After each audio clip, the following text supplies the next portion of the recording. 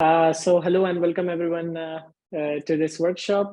This is going to be a very fun workshop. We are going to have a look at GeoServer, and we'll just have a beginning understanding of how exactly we can use GeoServer and what are the pros, what are the cons, and why exactly we should use GeoServer. What are the use cases? So to begin with, I decided that it will be a fun exercise for me to actually install GeoServer live, so that if you face any trouble, you can follow what I'm doing. For this particular thing, if you follow my LinkedIn newsletter, you will see that I upload a lot of videos and a lot of content regarding GeoServer. So if you're on Ubuntu, if you're on Windows, or even if you're on Mac, you'll be able to follow these tutorials and understand how exactly you can install GeoServer on your machine. But before going into that, let's just first try to understand what exactly is GeoServer. So I'm not sure if the chat option is there, but are there people who have used GeoServer before? Can you give me a shout out? Like, if there are people who knows GeoServer?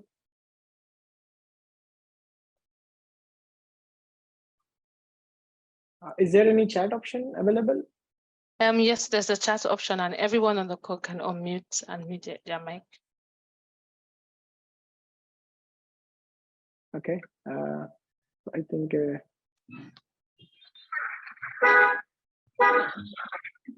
Okay, perfect. No worries. So we'll still continue. So one of the core reason why we want to use GeoServer is when you decide to create your own GIS application, you have to understand the fact that as the data gets more complicated, we cannot directly dump the data from database or from any of the let's say like any of the source directly on the server, from server directly on the browser, because obviously browser has a limited capacity. There are few things that browsers are good at.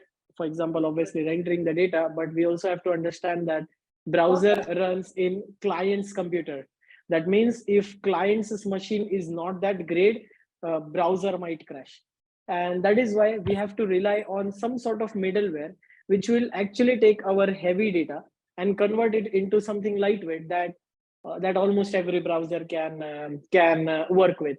And that is where GeoServer exactly comes into the picture. So if you understand, GeoServer is an open source server for sharing spatial data. So if you have any sort of spatial data, let it be point, line, polygon, or even raster data, GeoServer allows you to share that spatial data with everyone using APIs. So the way GeoServer is built is you can take any sort of data format, you can actually connect that with GeoServer, and using OGC standards, you can use that data in any of the applications that you want. So in this video, we will see the basics of GeoServer, and we'll try to understand how to install and how to work with GeoServer, and what are the options available and what are the possibilities. Does it really make sense to use GeoServer for enterprise application? What is the security angle of this? How can I do the styling? So in this workshop, we are going to have a look at that. So first of all, to start with, as the time of this workshop, we have 2022, which is in development, and 2.21, which is a stable version right now. So for this exercise, I have already downloaded the latest version. I have not yet installed. I thought like we can install it together. So to download GeoServer, obviously you can go to the downloads tab. You can select 2.22, 21.2. And here now we have four options. We have web archive, we have platform independent binary, we have Windows installer. So this will definitely make life easier if you are using Windows, because prior to this version, if you look at 2.17 or 2.18 or something like that, you will not have Windows installer over there.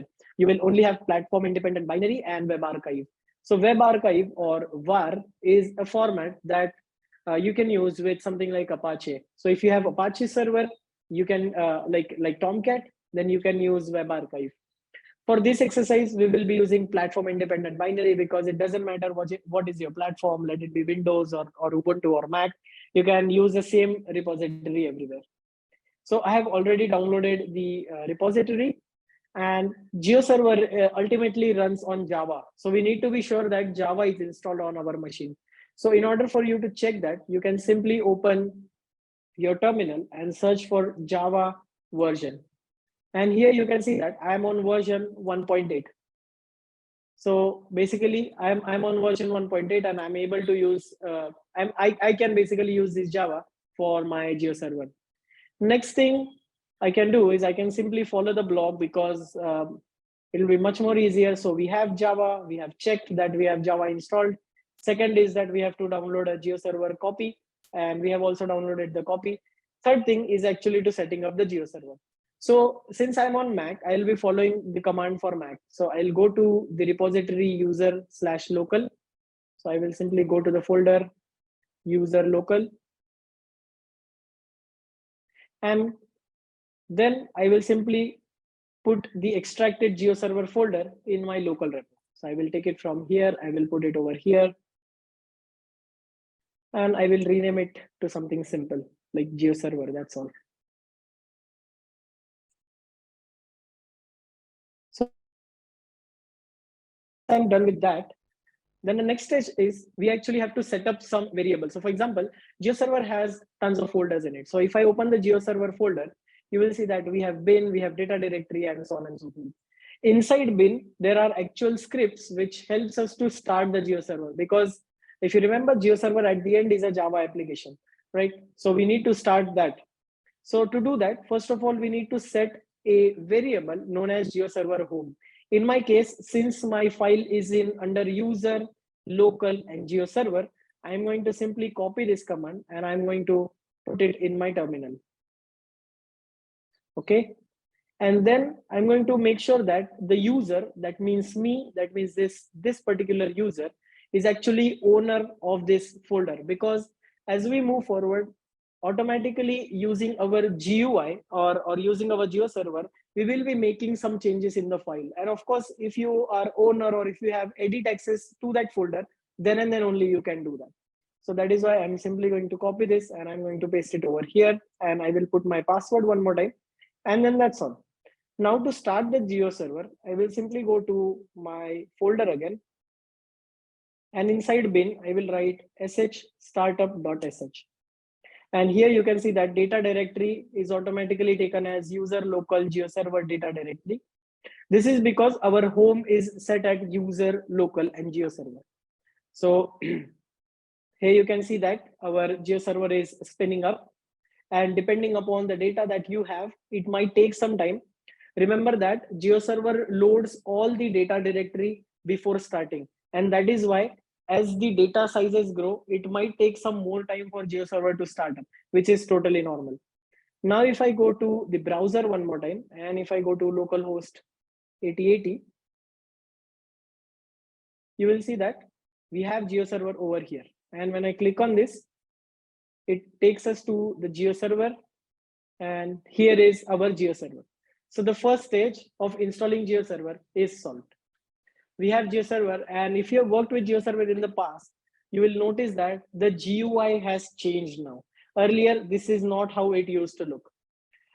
So this is also a good thing, because now it looks pretty clear, and you can see that all the layers that are available, you can directly go to the layers from here.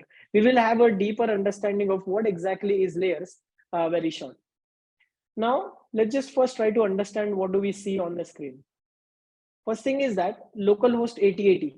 Now 8080 is the port which is used by default by GeoServer. Then we are on GeoServer/web. Now here the default username and password is admin GeoServer. I'm not going to log in now, but I will make sure that I have written it so that we can log in later. But let's first try to understand what do we have over here. Obviously, we have some basic information about GeoServer. So this is 2.23 snapshot, Git version, and things like that. Then we have layer preview. Layer preview is ultimately why we want to use GeoServer. It helps us to see our layers in an OGC format. And here you can see that we have different types. We have polygon, we have point, we have line, we have raster. We have so many types, and still the way we are presenting the data is going to be same. And that's the beauty. Like once you set up the GeoServer, it doesn't matter what is the input format of your data. It is going to output the data in a single format in a simple format such as WMS or WFS, which makes it easy to integrate it with any sort of JavaScript library. So we will have a look at layer preview in a short time, and then we have demos. So these are some of the demo when we will go into the depth of GeoServer, we will understand why do we need this demo. So for example, if you want to understand what are all coordinate system that GeoServer works with, here is the list. We have more than 6,700 coordinates available.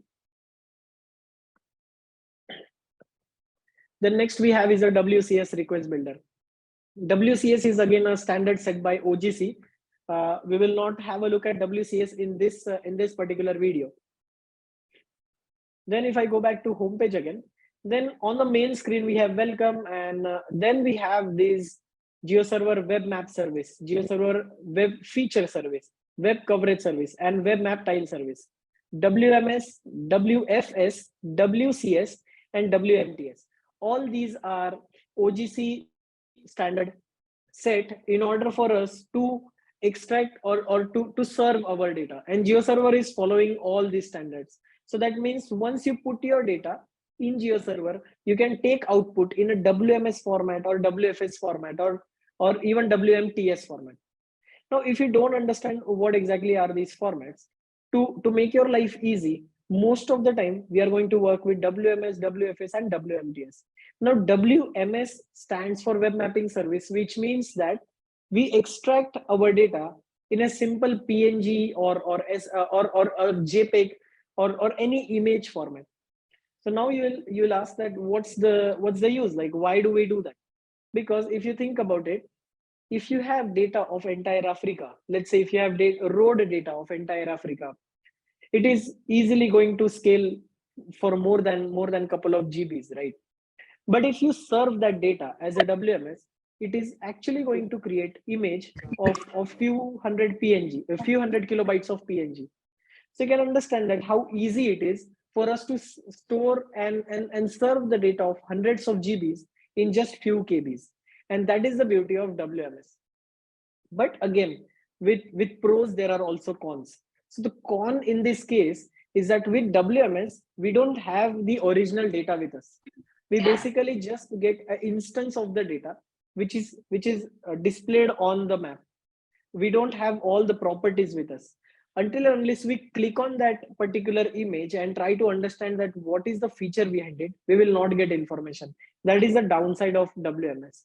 While the WFS is actually converting all the data in a vector format and serve it as a feature. So for example, if you have some data that you want to output as a GeoJSON or output as a KML or GML or shapefile, then WFS is the service for that. I'm sorry. Now there are again few things such as changing language, which is pretty standard. And if you see over here, this is workspace and this is layer. We will have a deeper understanding of what is workspace and what is layer once we are inside GeoServer. Okay, now it's time for us to go inside GeoServer.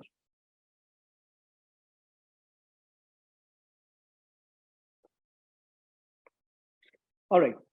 Now, if you see, we have different UI altogether. The sidebar now has more options. They have a lot of options. The main UI also has some new options available. We have REST API, and then we have this table available. Now, what exactly is this? Now we have logged in as admin. Again, GeoServer understands that there are different types of roles. If you are in an organization, and if there are different people who wants to do different things with GeoServer, you can set it up with GeoServer. I have my own video on roles and security in GeoServer. You can check it out on YouTube. I will come to it when we actually talk more about the security part. But for now, let's try to understand the all these basic things in a quick way. So the first is about and status, server status. So this will give you an idea about your own hardware, that what hardware are you running. So for example, for me, I have assigned 1.78 GB for Java, and out of 1.78, we are using 127 MB right now. The data directory is over here. Then how many threads do we have? All this information is about GeoServer. Then we have system status. So for example, like if I have given permission, I'll be able to see things such as uptime, CPU load, and things like that. And finally, modules. So GeoServer, you can consider it one of the reason why it is so famous and why people use it globally is because GeoServer is basically a playground where you can build your own plugin and install on top of GeoServer, and that enhances the GeoServer's capability. So for example, if you see right now, we logged in using admin, like our admin and password, a username and password. But that is not the only way for us to log into GeoServer. If you want to use something like using Gmail for logging in, you can do that. If you want to use some sort of token authentication, you can do that as well. So all these things are plugins which you can install on your GeoServer and enhance the capacity of GeoServer. And that is what the modules tab actually tells you. Modules tab actually tells you what are all modules installed on your GeoServer. And then you can basically, if you decide to uninstall any module, you can do that. Then we have GeoServer logs. I cannot stress enough that how much logs are important, because when things are going normal, it's totally fine. I mean, when you can use your GeoServer, you are happy. But imagine that you have loaded more than 1,000, 10,000 of layers, and suddenly your GeoServer is not working. At that panic stage, you have to understand that why it is not working, and that is where GeoServer logs comes into the picture. I have talked with many people who say that these logs are so boring and so complicated, like I cannot even understand what's going on. And it is true, I'm not denying the fact, but again, it's always good to have a look at log and try to understand what is happening, because when GeoServer fails, it tries to create logs as clean as possible or as human readable as possible. Sometimes you will see that there is a memory issue. Sometimes you will see that there is a folder permission issue. All these basic things you can easily track from GeoServer logs. Then you have a contact information. Here you can fill out your own details so that if someone goes to your GeoServer link, they will see your detail rather than having OSGeo's detail. About GeoServer is something that we have already seen. Now the next is one of the most important, and this tab is something where you will spend most of your time working with GeoServer. Now let's try to understand the ideology behind GeoServer and how exactly it works. So I will simply draw a diagram. Okay, so this is our entire GeoServer. Okay, now what we want to do is, so obviously it is not going to be that you're going to use GeoServer for only one project. You will be working with multiple projects and you'll be using same GeoServer. So how exactly you can bifurcate between different projects is by creating workspaces. So you basically create workspaces for your different projects. So we have workspace 1, then we have workspace 2, and so on. Okay. So the first thing we will do is we will create our own workspace. So here you can see we are at workspace. We will click on add new workspace and we will give it a name, GIS Fest. Namespace URI. So URI is basically a unique resource identifier. You can think about it as a URL. You know, like every single website or every single web page will have a unique URL. So it is like that, but the only difference is that you are not, because with URL you will have to have HTTPS or HTTP and it has to look like website, but that is not just a compulsion over here. Then we have two options. We have default workspace and isolated workspace. So when we select it as a default workspace, whatever operations that we will do in our GeoServer will by default show us and ask us that, hey, do you want to do this operation in this default workspace? Of course, you always have a choice to select the different workspace. But if you are going to work majorly on some workspace, then you should put it as a default workspace. Second is isolated. Now, one of the core advantages of using GeoServer is everything that you do with GeoServer, you can also do with GeoServer's REST API. Or everything that you do with GeoServer, again, as I said, is OGC compliant. That means if you want to share your information of GeoServer with someone, you can simply send them an OGC service URL, and they will be able to see everything on your GeoServer.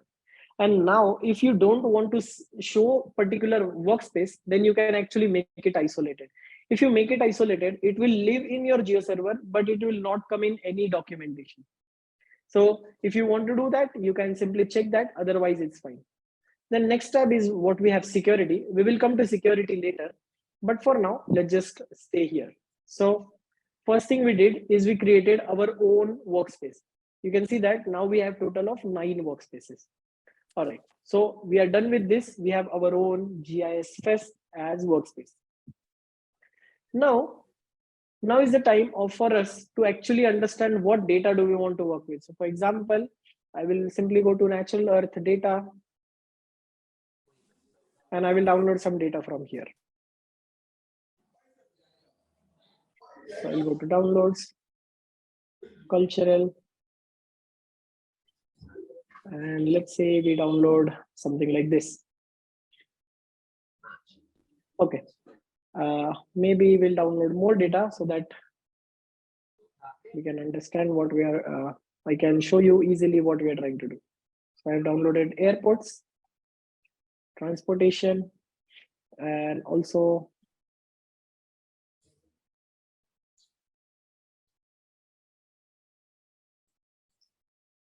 countries.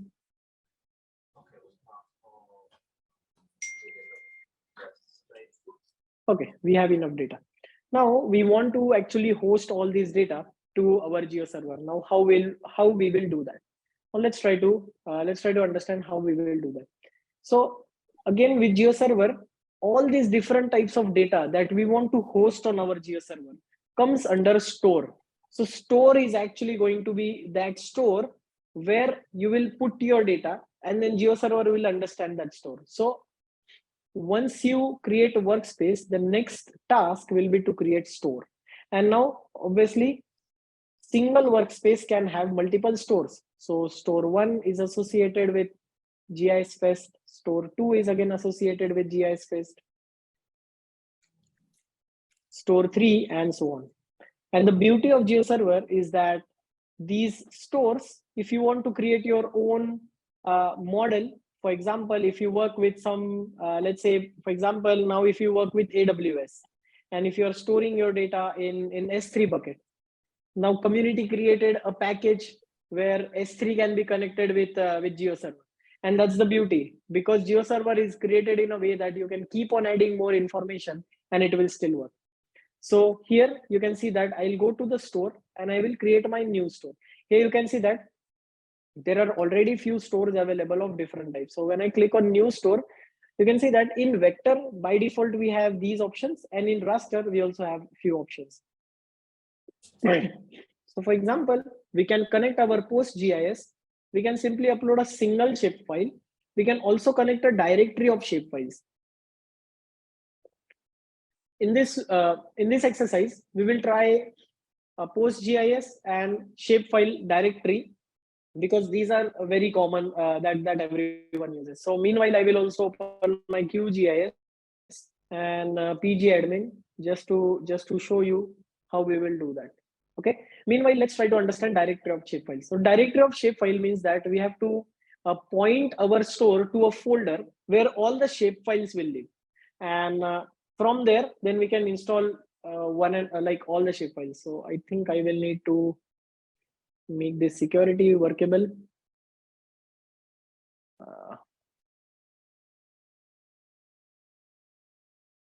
I'm not sure how to do that. Yeah.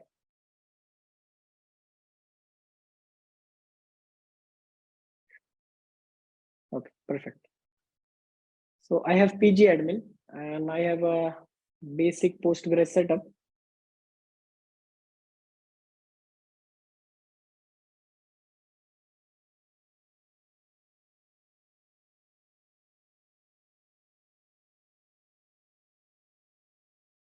Okay, so I have a basic PG admin Postgres PostGIS setup done. So what I'll do is I will connect my QGIS with my PG admin. New connection, local host. Postgres.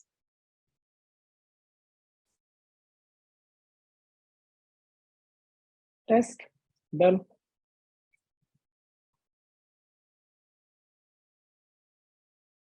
Okay. And I will put one of the shape file over here. So for example, let's say we put the country shape file over here. We will open this file in QGIS. Actually, stop the stage manager for now.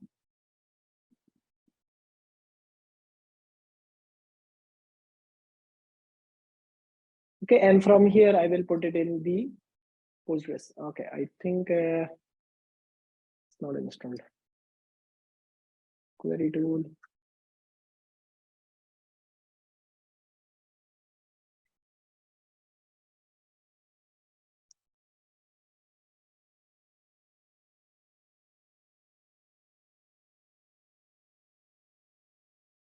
Okay, meanwhile, at least we can work with the repositories. All right, so what I will do now is I will extract all these zips that we downloaded. So we have countries, we have roads, we have state province lines, ports, airports.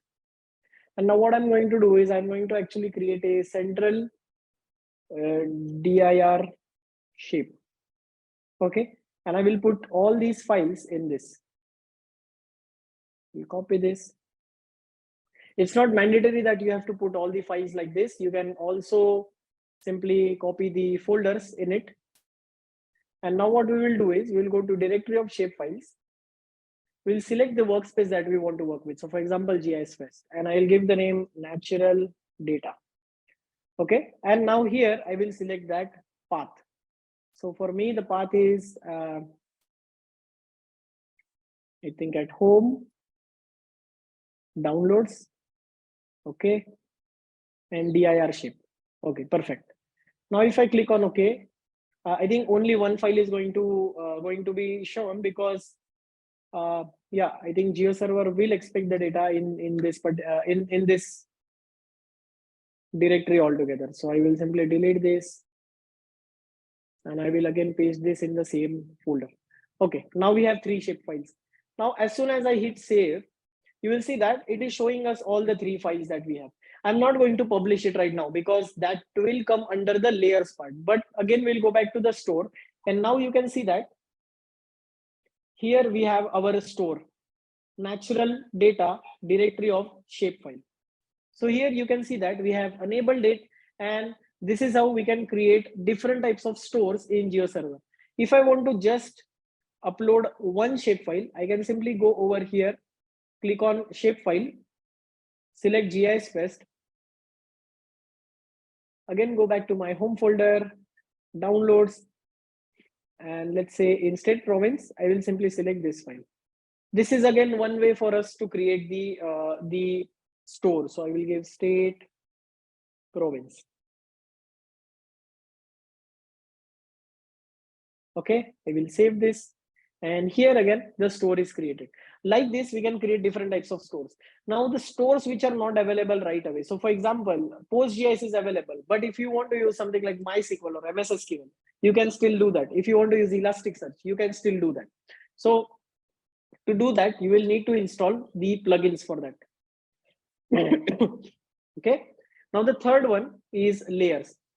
Layers are actually going to be those files which we will display using our GeoServer.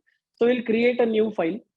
We will select the store that we created. If you remember, natural data, and then we will select airports.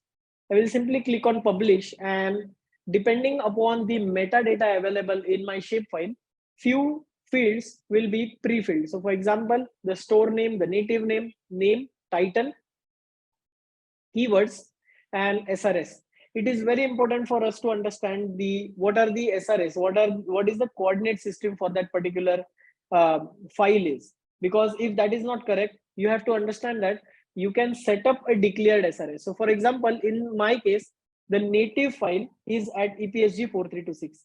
But if I want to display this data in something else like 3857, I can still do that. What I will need to do is I will need to actually change it to something like 3857. and I can still do that. If I search for compute data, if I save this, then my data will be available in 3857. The next thing is that you can see that we have attributes available. So all these attributes are available in my shapefile. If I want to change the name of any particular attribute, I can still do that. So this is again something which is added in very recent versions of GeoServer. It was not there earlier, but it's a good feature. If you want to change the name of any column, you can do that, and when you request the data from front end, you will be able to see that particular name. So it's a very good change. Now this is the first tab. Second is publishing tab. Publishing actually deals with the mostly WMS related settings. So for example, how you are going to color this. So what are the styles that you want to apply to this? For now, don't worry about what are the styles. This is something that we will see just after this, but we can select the style. So for example, here you can see that we have selected a red dot. So that means our data will be shown as red dots. But if you want to change this, we can still change this. Then we have dimensions. So if your data is time, has information about time or elevation, you can select this. If I enable, I will select which attribute actually has the elevation information, and according to that, we can use that data. Then we have tile caching. So geo web caching is in itself a very big topic, and definitely not recommended for someone who is just starting to learn.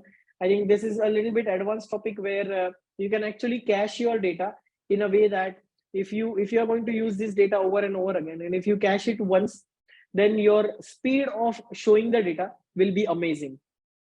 And finally, we have security. Again, something we will look at it afterwards. Now, if I save this data, save, and if I search for my data, so it was something like airport, you will see that my data looks like the native SRS is 3857. Now, if you remember, our native was 4326, but we changed it according to our need to 3857. And now whatever data that we are going to see, we will see it in 3857. Now this becomes handy when you want to convert data on the fly, but it also comes with the cost. So here what is happening is that GeoServer is taking your data in 4326 format and converting it on the fly into 3857. So definitely not something that is recommended, because all this on the fly processing will slow down the way we have to present the data. But it is always good to have tools available in the hour of need. So for now, I will keep it as 3857 only. And the data that I have added now, I can go to layer preview and search for airport again. If I search for airport, you can see that 3 formats are there available directly: open layers, GML, and KML. But if you open the list, you can see that there are so many formats available. In WMS, we have these formats, and WFS, we have these formats. So let's start with the WMS first. If I click on open layers, you will see that my data is available over here. And now when I'm clicking on any one of these feature, I'm getting the information about that particular feature. Again, if you remember in the beginning, I told you that there are pros and cons of using WMS and WFS. So one of the pro is that, imagine that this is a world level data and it is only loading in one PNG, and that is why it is super fast. But again, I don't know what are these points until and unless I click on those points. So this is the trade-off that we do. So WMS is something which is recommended when we just want to present the data, on our application. The next format that we have is a WFS. That means GeoJSON or shapefile or CSV or KML, something. Now, if I open this data in GeoJSON format, it will actually return a feature collection. It will actually return a GeoJSON, where then we will have information about each and every feature. Now, you can also use this tool to convert your data from one format to another. Of course, not recommended, because it takes a lot of time. You have to upload the data and then you have to save it. But again, it's always good to know that it is also possible. So you can basically upload a shapefile and then share the data as a GeoJSON. That is also possible. So this is how we can actually show the data in different formats. Then we have layer groups. So layer groups is nothing but when you want to combine multiple layers together and present them as a single layer, then you use something like layer groups. So for example, if you check, if we check Tiger NY as a layer group, you can see that this particular layer consists of different layers. So we have this gray layer, then we have this boundary layer, then we have this line layer. So there are multiple layers which are combined and then presented as a single layer. So that's the advantage of using layer groups.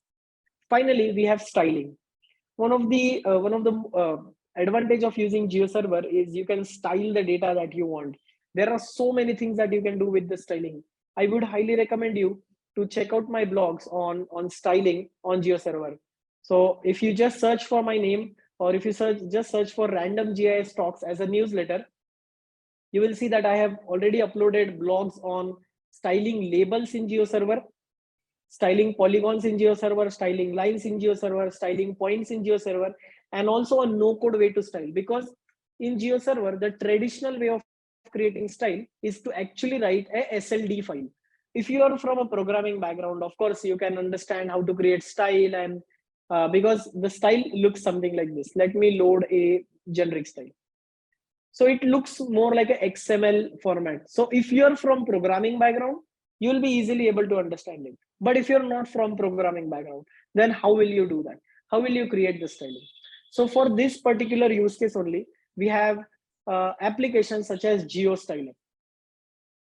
GeoStyler allows us to create style on the fly. So for example, if I have to give you a demo, you can see that if I load my data and if I give any sort of information, let's say that I want my symbol to be I want my symbol to be circle. I want the radius to be 200. I want the color to be, let's say, dark blue. What else? I want opacity to be 0.5. Let's say if I want to create my style according to that, so I can select it, and here for me the SLD will be created. I can simply copy that SLD and go back to my GeoServer, paste it over here and validate it. And you can see that if I look for the legend, you will see that we have the exact same symbol.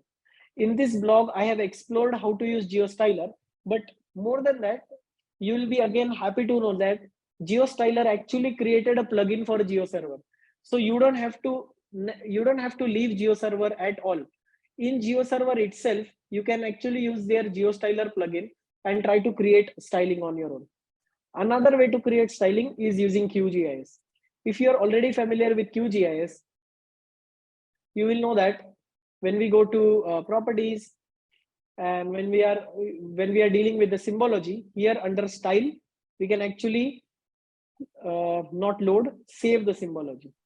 So when we save it, here we have option of SLD. And when you save SLD, for example, I will save my SLD on desktop with sample SLD, save, okay.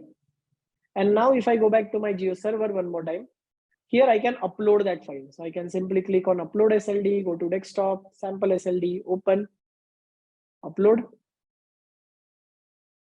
Now if I validate it, it's validated, and you can see that the symbol is now the one that we were seeing on GeoServer, on QGIS.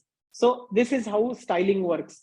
Again, this is a very short 1 hour workshop. I cannot cover everything, but I would recommend you to check out these blogs to understand about different types of stylings that we can do with GeoServer.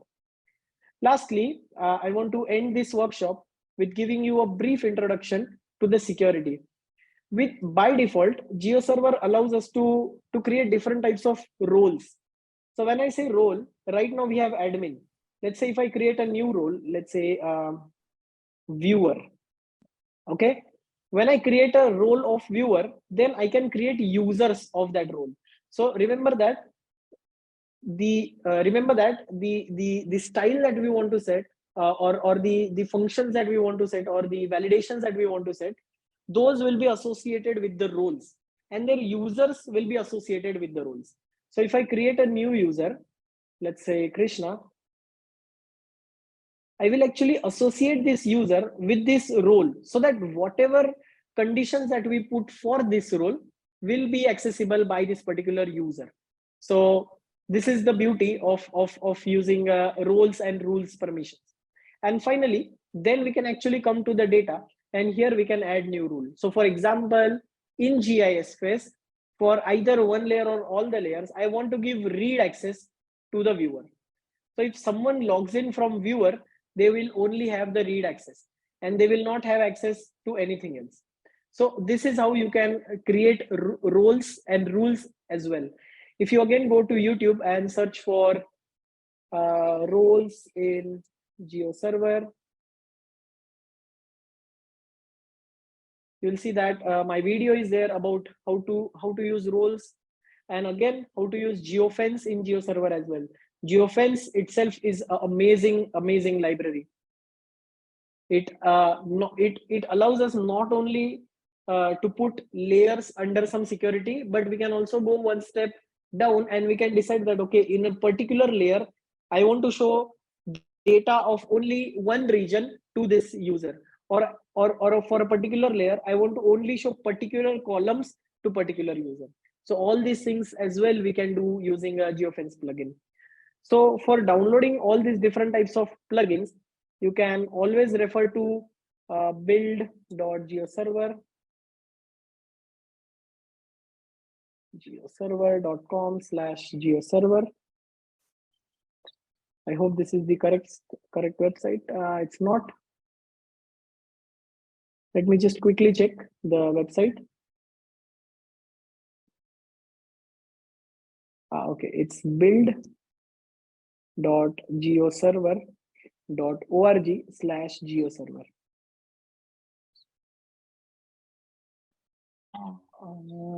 Okay, let me check it one more time. We'll simply copy link from here. I will paste it over here.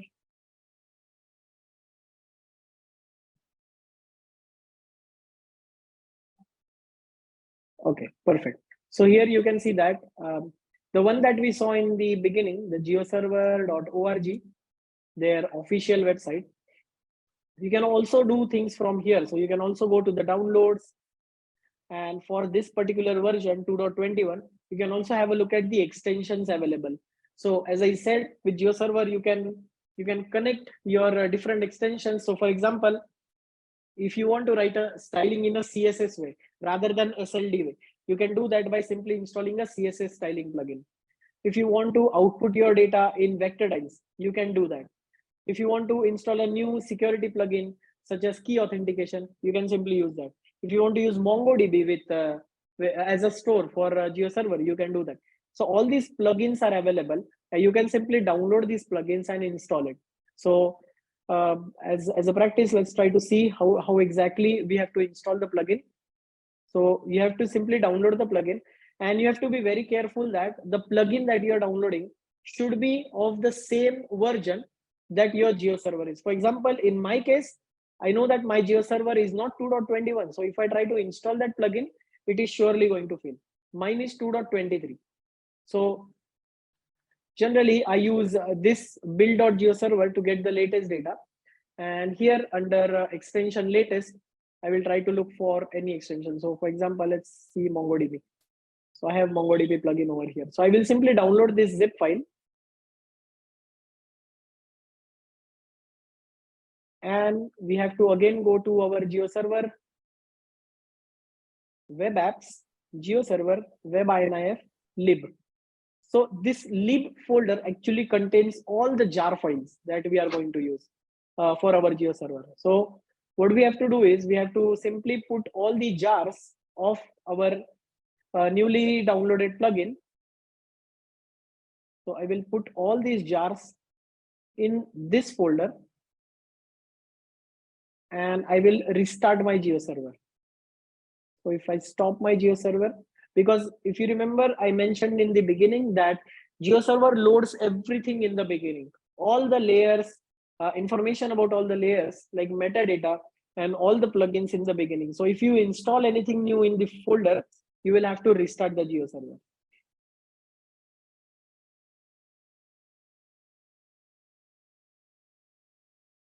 So you can see that we are loading all the styles, we are loading all the layers. Everything is loaded in the beginning.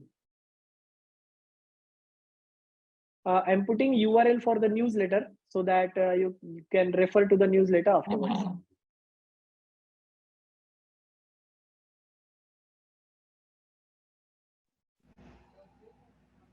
And I will also put the channel link so that it's easier for you to watch other videos about open layers and GeoServer and everything.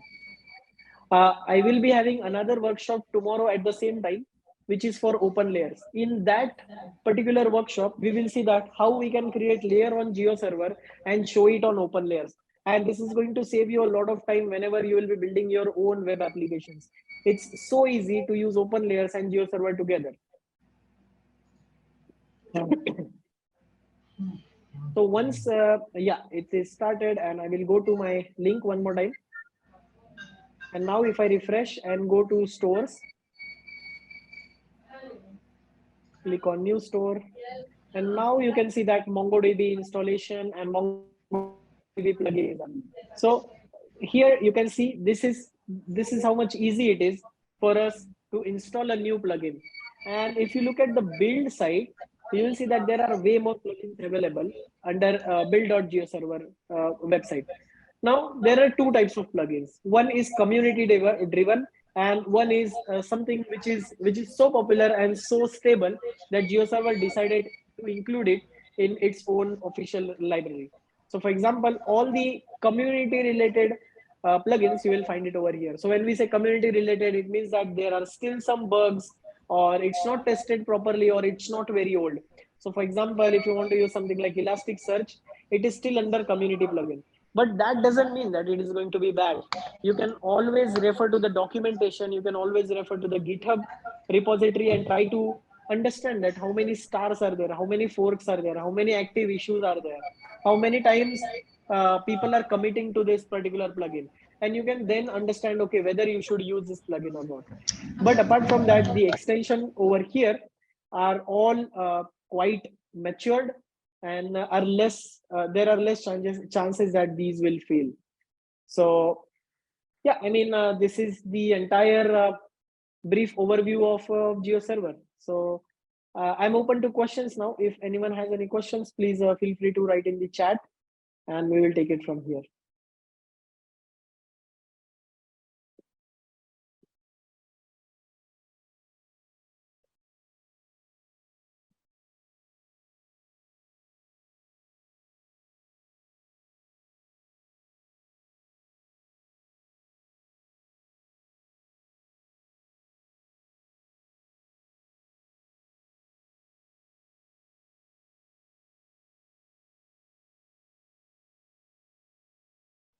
Thank you, Krishna, for that session.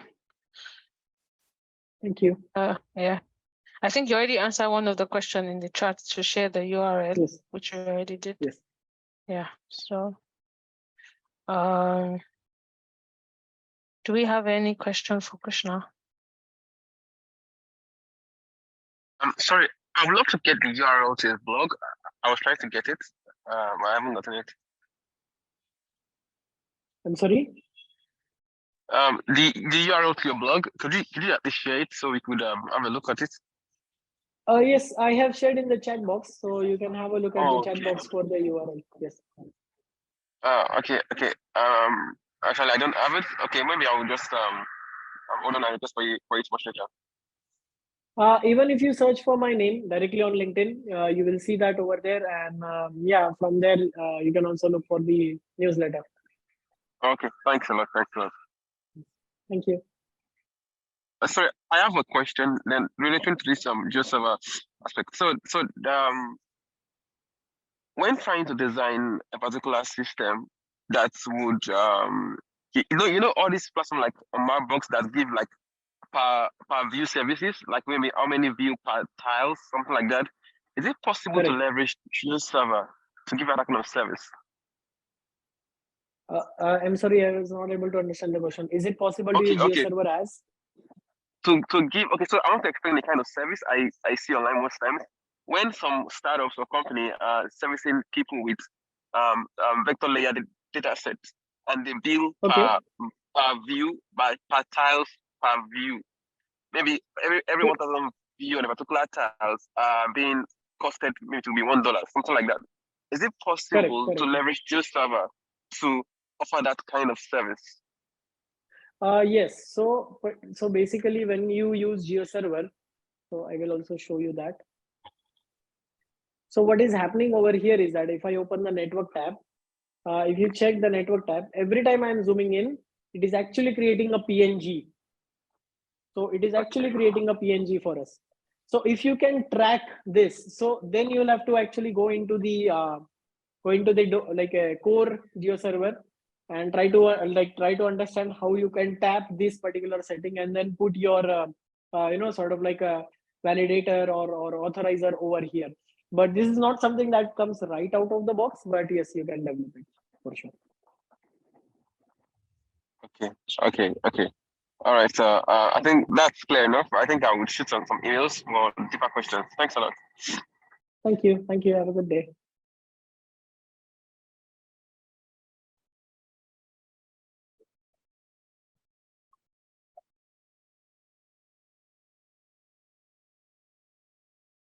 Okay.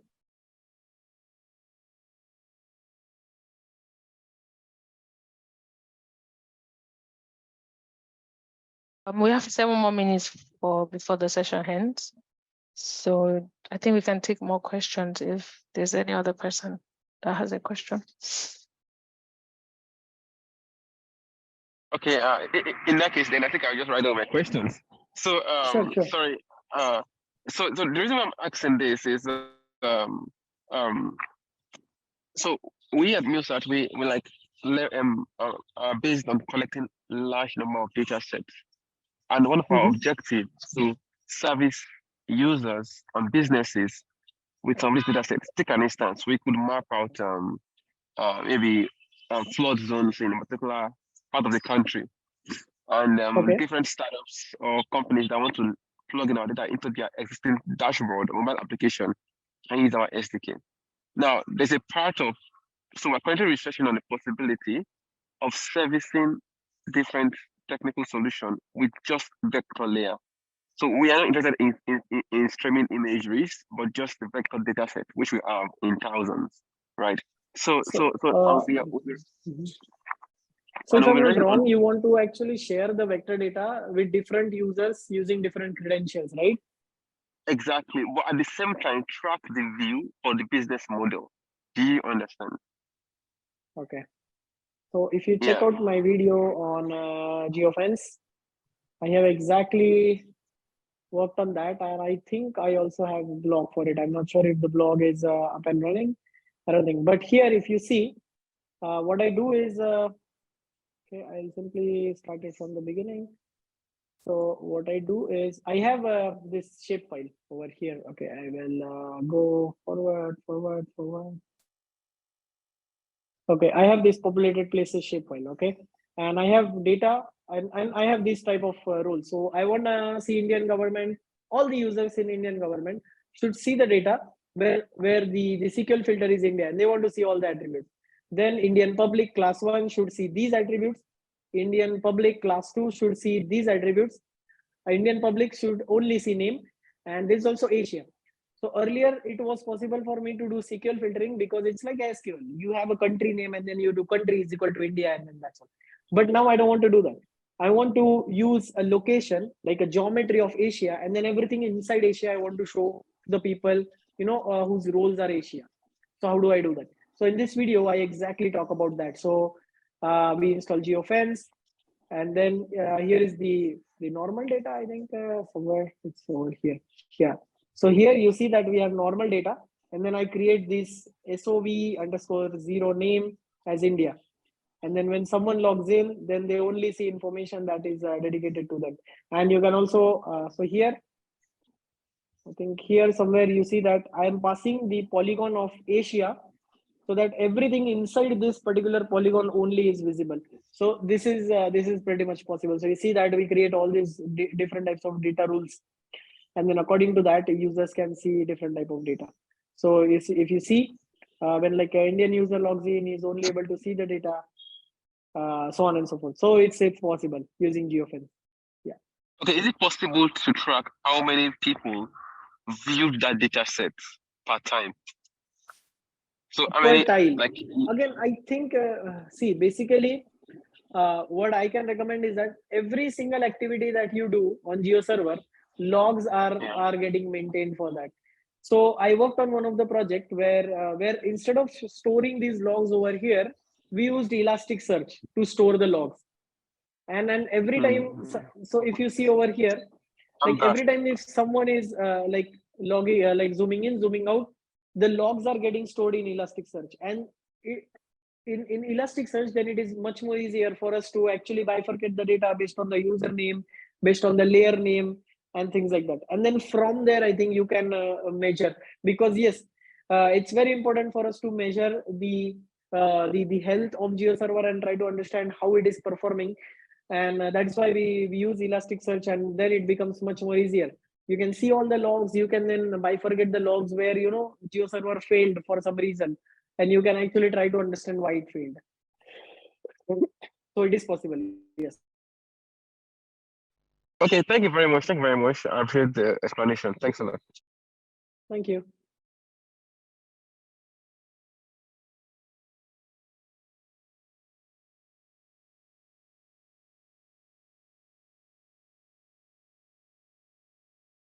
All right. Thank you everyone for attending, and I hope I see you guys tomorrow when I do the workshop on open layers.